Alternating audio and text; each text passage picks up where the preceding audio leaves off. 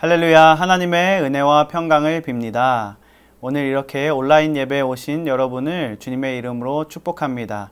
이 시간 다 함께 찬양 한 곡 부르도록 하겠습니다.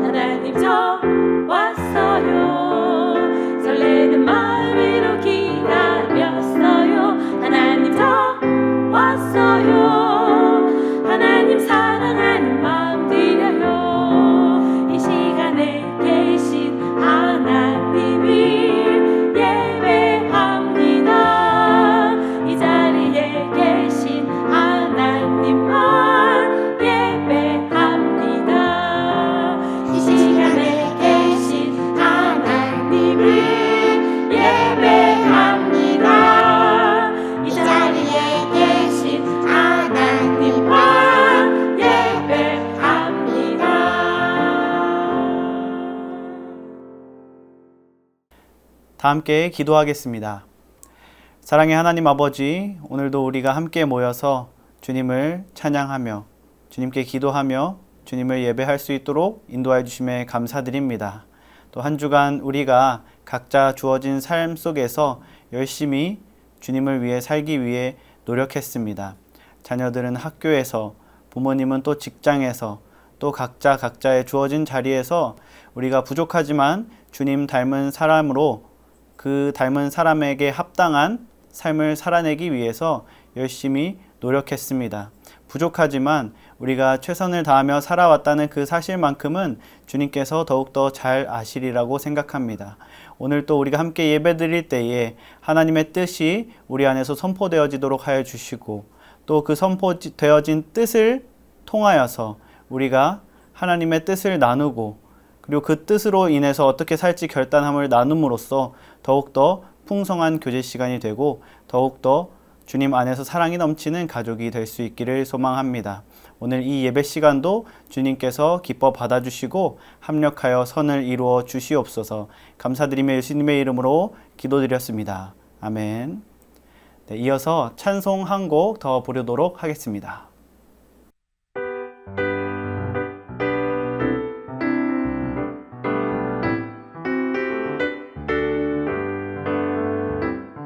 죄에서 자유를 얻게 하는 보혈의 능력, 주의 보혈, 시험을 이기고 승리하니 참 놀라운 능력이로다.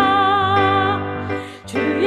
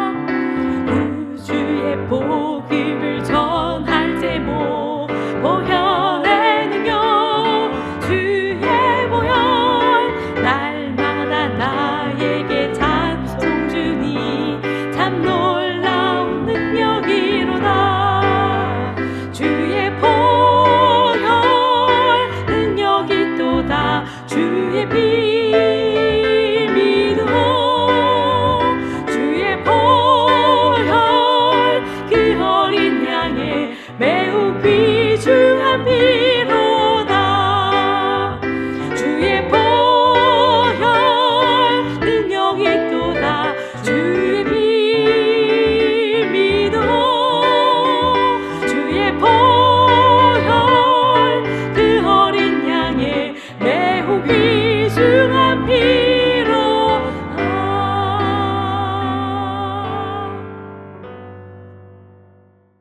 오늘 본문 말씀은 요한일서 3장 14절에서 19절 말씀입니다. 봉독해 올리도록 하겠습니다. 우리는 형제를 사랑함으로 사망에서 옮겨 생명으로 들어간 줄을 알거니와 사랑하지 아니하는 자는 사망에 머물러 있느니라. 그 형제를 미워하는 자마다 살인하는 자니 살인하는 자마다 영생이 그 속에 거하지 아니하는 것을 너희가 아는 바라. 그가 우리를 위하여 목숨을 버리셨으니 우리가 이로써 사랑을 알고 우리도 형제들을 위하여 목숨을 버리는 것이 마땅하니라. 누가 이 세상의 재물을 가지고 형제의 궁핍함을 보고도 도와줄 마음을 닫으면 하나님의 사랑이 어찌 그 속에 거하겠느냐. 자녀들아, 우리가 말과 혀로만 사랑하지 말고 행함과 진실함으로 하자. 이로써 우리가 진리에 속한 줄을 알고 또 우리 마음을 주 앞에서 굳세게 하리니. 아멘. 샬롬, 하나님의 은혜와 평강을 빕니다. 오늘 함께 나눌 말씀의 제목은 생명이 있는 가정입니다. 오늘 우리가 함께 나눌 말씀은 요한 사도가 쓴 요한 1서라는 편지입니다. 그렇다면 사도 요한은 요한일서를 왜 썼을까요? 그 당시 교회에는 거짓 교사가 많았다고 합니다. 거짓 교사가 뭔지 모르는 분들도 있으실 것 같아서 제가 이해하기 쉽게 말씀드리면 가짜 목사님이라고 이해하시면 좀 더 쉬울 것 같습니다. 가짜 목사님은 하나님의 뜻이 아니라 자기의 뜻을 하나님의 뜻인 것처럼 속여서 사람들에게 전하는 사람이다 라고 말할 수 있습니다. 그 당시 요한이 살던 시대에는 예수님이 하늘로 올라가신 이후에 얼마 지나지 않은 시대였습니다. 그래서 그 당시 사람들은 예수님에 대해 잘 모르는 사람들이 더 많았습니다. 그래서 누군가가 내가 목사님이라고 말하면서 예수님에 대한 가짜 소식을 전해 주었을 때 그것을 알 길이 없었어요. 그래서 사람들은 누가 예수님에 대해서 가짜로 전하면 아, 그렇구나 하고 그것을 믿을 수밖에 없었던 그런 시대였습니다. 그래서 요한은 그렇게 가짜 목사님들이 가짜 가르침을 통해서 사람들을 현혹하던 그 시대에 그런 짓을 하지 못하게 하기 위해서, 그리고 거짓을 진실로 아는 그런 사람들을 하나님께 다시 제대로 돌아오게 해주기 위해서 이 요한일서를 썼다라고 말할 수 있습니다. 그렇다면 요한일서에 담긴 바로 잡아줘야 하는 핵심 가르침이 무엇이었을까요? 그것은 바로 구원과 행함이라고 할 수 있습니다. 이 말은 착하게 살아야지 구원받는다 라는 말이 아닙니다. 구원받은 자는 결코 이전처럼 죄 가운데서 살 수 없다. 구원받은 자는 하나님의 은혜로 의인이 되었기 때문에 의인답게 죄의 습관을 버리기 위해서 애쓰는 삶을 산다 라는 의미입니다. 즉, 행동은 구원의 조건이 아니라 구원의 증거라는 말이죠. 오늘 본문 말씀 14절과 15절을 보면 이렇게 말하고 있습니다. 우리는 형제를 사랑함으로 사망에서 옮겨 생명으로 들어간 줄을 알거니와 사랑하지 아니하는 자는 사망에 머물러 있느니라. 그 형제를 미워하는 자마다 살인하는 자니 살인하는 자마다 영생이 그 속에 거하지 아니하는 것을 너희가 아는 바라. 성경에서 보면 사망에서 생명으로, 원래는 지옥에 가야 되는데 예수님을 믿어서 영생을 얻어서 천국에 가게 된 그런 사람이 되었다는 사실을 어떻게 알 수 있다고 말하고 있나요? 형제를 사랑함을 통해서 알 수 있다고 오늘 성경은 말해주고 있습니다. 그래서 바로 뒤에 구절을 이어서 보시면 반대로 사랑하지 아니하는 자는 사망에 머물러 있다고 말하고 있는 것이죠. 그리고 이어지는 15절에서는 더욱더 강하게 말합니다. 형제를 미워하는 자는 살인하는 자다라고까지 말하고요. 그렇게 살인하는 자는 영생이 없는 사람이라고 말하고 있습니다.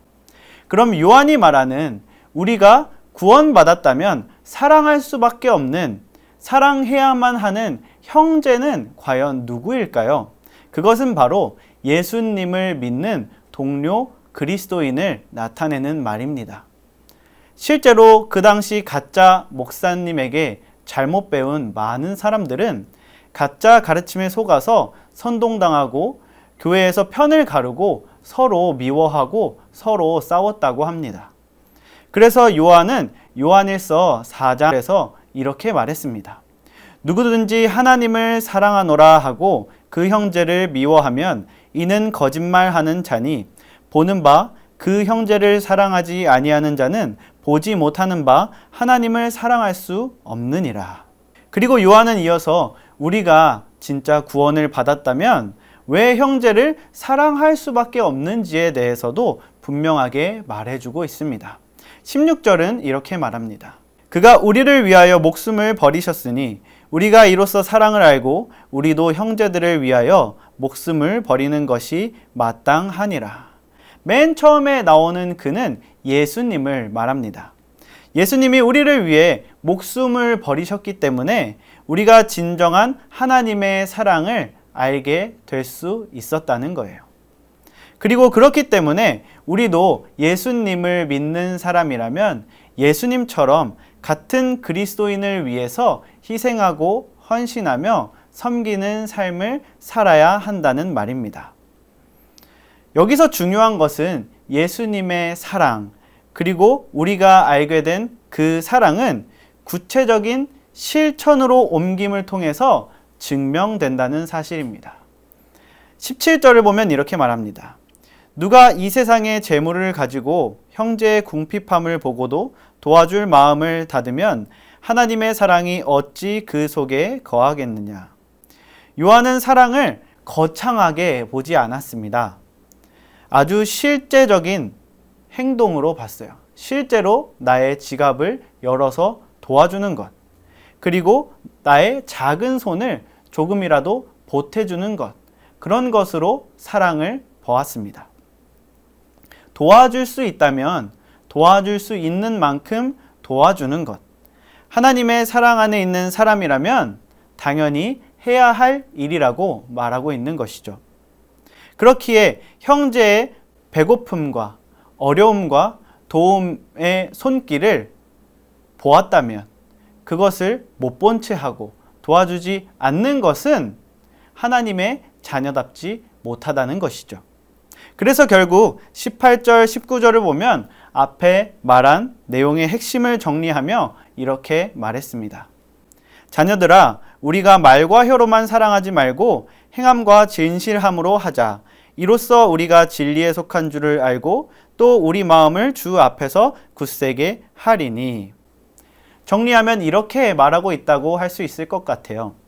구원의 증거가 뭔지 아니? 그것은 예수님을 본받아서 예수님처럼 너희의 형제, 같이 예수님을 믿는 사람들에게 해주는 거야 라고 말한 뒤에 말과 행동이 같은 사람이 되어야 해. 그것이 바로 하나님의 자녀란다 라고 전달하고 있다는 것이죠.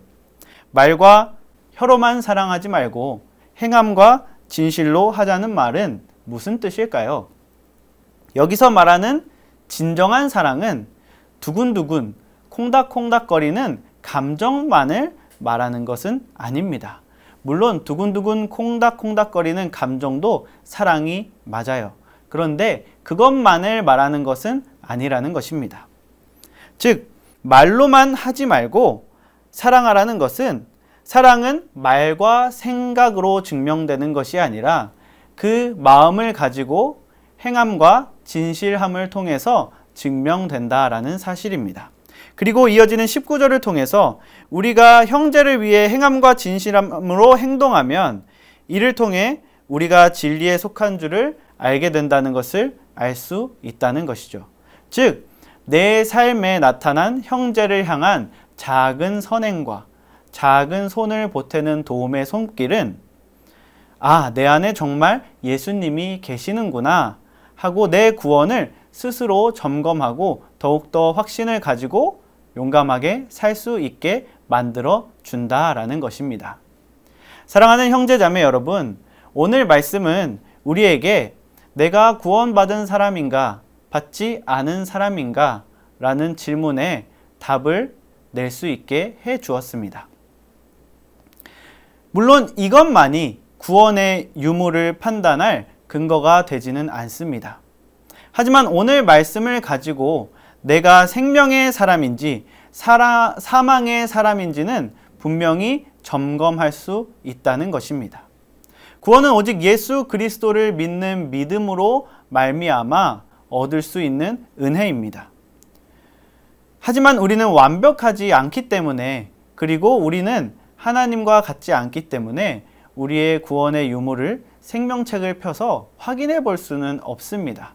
그렇기 때문에 하나님께서는 성경의 여러 가지 것들을 통해서 우리가 하나님의 자녀라는 사실을 자주 확인하고 그렇게 담대하게 살아갈 수 있도록 말씀을 많이 제공해 주셨습니다.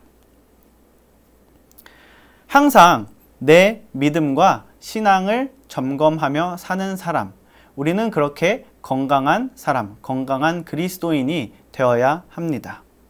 이렇게 우리가 나를 점검할 때 내 안에 형제를 사랑하는 모습이 있다면 그 모습과 오늘 말씀을 통해 그래도 나는 생명의 사람이구나 라는 확신을 가지고 더욱더 용기 있게 살아낼 수 있다라는 것이죠.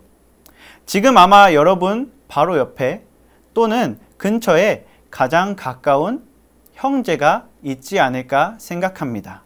바로 가족이죠. 엄마, 아빠, 형, 누나, 동생, 할머니, 할아버지, 또 일가 친척이 될 수도 있겠죠. 믿음과 삶은 가장 가까운 곳부터 시작해야 합니다.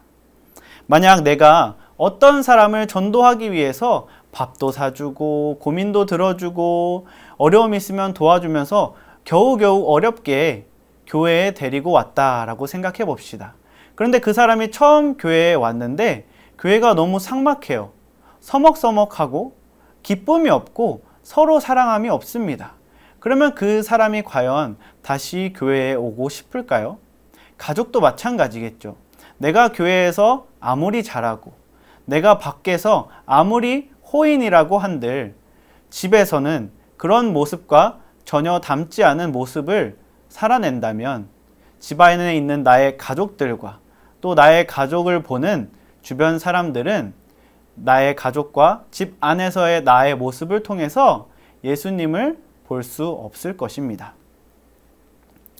그래서 예수님은 마태복음 7장 17, 18절에서 이렇게 말씀하셨습니다. 이와 같이 좋은 나무마다 아름다운 열매를 맺고 못된 나무가 나쁜 열매를 맺나니 좋은 나무가 나쁜 열매를 맺을 수 없고 못된 나무가 아름다운 열매를 맺을 수 없느니라. 우리가 진짜 예수님이라는 나무에 붙어 있는 사람들이라면 우리가 맺는 열매는 그리스도가 보여준 사랑의 열매여야 합니다. 예수님께서 목숨까지 바쳐서 증명하신 그 사랑의 열매, 그 열매가 나의 나무, 나의 가지에서 맺혀져야 한다는 것이죠. 오늘 말씀을 듣고 아마 성령님께서 나에게 보여주신 열매가 있을 거예요. 너는 이런 열매를 너의 가족 안에서 맺었으면 좋겠다라고 말입니다. 그렇다면 그 본 필요를 채워야 하나님의 사람, 하나님의 자녀라고 할 수 있겠죠. 그렇기에 오늘 말씀을 듣고 가족끼리 영적인 나눔을 하면서 한 주간 서로가 서로를 구체적으로 어떻게 사랑해 줄지를 나눴으면 좋겠습니다. 나를 이렇게 사랑해줘. 나는 지금까지 너 이렇게 사랑하고 있지? 그러면 된 거야? 라는 식이 아니라 엄마 아빠가 잔소리가 많았다면 이번 한 주는 잔소리를 너무 하고 싶어도 하지 않아 볼게. 라든지 제가 부모님의 말씀을 너무 안 들어서 죄송해요. 저의 마음 가운데 말을 듣지 않고 싶은 마음이 생기겠지만 이번 한 주만큼은 그 마음을 억누르고 부모님의 말씀을 모두 들어볼게요. 라든지 또는 형제자매 간에 이번 주에는 내 간식을 먹을 수 있게 해줄게. 이번 주에는 너가 내 옷을 입고 내 물건을 써도 화가 나겠지만 화를 내지 않을게. 라든지 이렇게 서로가 서로를 위해서 가족 간의 구체적인 말씀의 적용을 나눠보면 어떨까 합니다. 만약 혼자 예배를 드리시는 분이 있으시다면 주님께 이 고백을 드렸으면 좋겠어요. 주님, 이번 주에는 가족에게 연락하거나 또는 만나서 이렇게 섬기겠습니다. 한번 찾아보겠습니다. 한번 전화를 걸어서 사랑한다고 말해보겠습니다. 맛있는 것을 보내거나 용돈을 보내드려 보겠습니다. 와 같이 구체적으로 말입니다. 그러면 우리 가정이 사망에서 벗어나 생명이 있는 가정이 되고 우리 가정이 그리스도의 사랑을 전하는 축복의 근원이 될 것입니다. 그렇게 소망과 희망을 품은 가정이 되어서 하늘과 땅의 축복을 대대손손 충만히 누리며 은혜와 평안 가운데 사는 복된 모든 생명의 가정이 될 수 있기를 주님의 이름으로 축원합니다. 이 시간 찬양 한 곡 더 부르시도록 하겠습니다.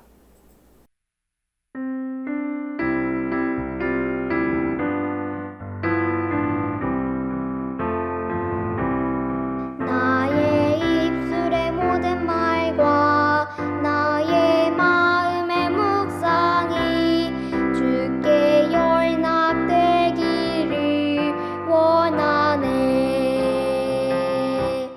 생명이 되신 주 반석이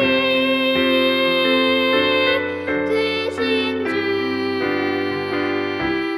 나의 입술의 모든 말과 나의 마음의 묵상이 주께 연합되기를 원하네.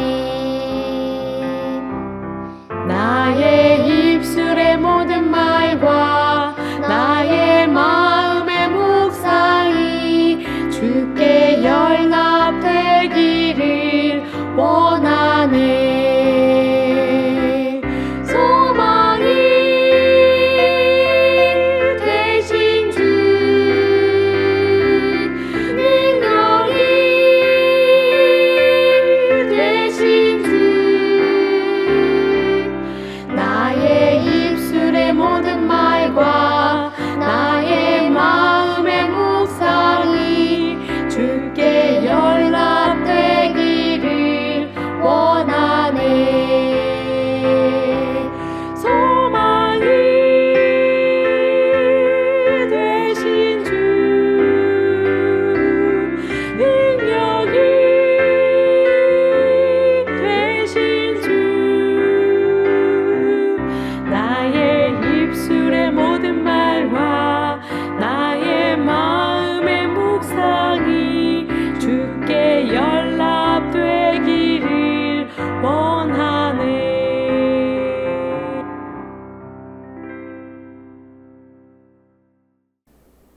기도드리도록 하겠습니다. 하나님 아버지, 오늘 우리가 말씀을 통해서 생명의 가정은 어떤 가정인지 그 진리를 함께 살펴보는 시간을 가졌습니다. 세상은 우리에게 수많은 거짓말을 하면서 사망의 가정이 생명의 가정인 것처럼 포장해서 우리를 속이려고 합니다. 우리가 그 속임수 가운데서 잘 알지 못할 때 하나님의 말씀을 같이 펴서 보는 가족이 될 수 있기를 원합니다. 그래서 우리 가족이 어떻게 살아야 하는지 하나님의 말씀 속에서 답을 찾고 그것을 함께 살아내며 서로 돕고 끌어주고 밀어주며 함께 성화되어져 나가는 그런 아름답고 복된 가정이 될 수 있기를 소망합니다. 우리 가정이 그런 믿음의 가정, 생명의 가정이 될 수 있도록 지금까지 인도하여 주셨듯이 앞으로도 인도하여 주실 줄 믿사오며 예수님의 이름으로 기도드렸습니다. 아멘. 오늘 말씀 잘 들으셨나요? 오늘 말씀을 가지고 가족끼리 모여서 함께 나눌 때 말씀 마지막 부분에서 얘기했듯이 아빠가 엄마에게, 또 자녀가 부모님에게, 또 할머니, 할아버지가 온 가족에게 이렇게 서로가 서로에게 어떤 사랑을 해줄지 꼭 구체적으로 나눴으면 좋겠습니다. 그리고 그 나눈 것을 이번 한 주간만이라도 최선을 다해서 살아내보면 어떨까요? 그러면 그 기쁨이 가족에게서 끝나는 것이 아니라 우리 교회로 흘러나와서 우리 새삼 침례교회가 하나님의 사랑으로 충만한 교회가 더욱더 되어져 갈 것 같습니다. 이 시간 다 함께 들은 말씀을 가지고 가족끼리 나눔을 갖는 시간을 갖도록 하겠습니다.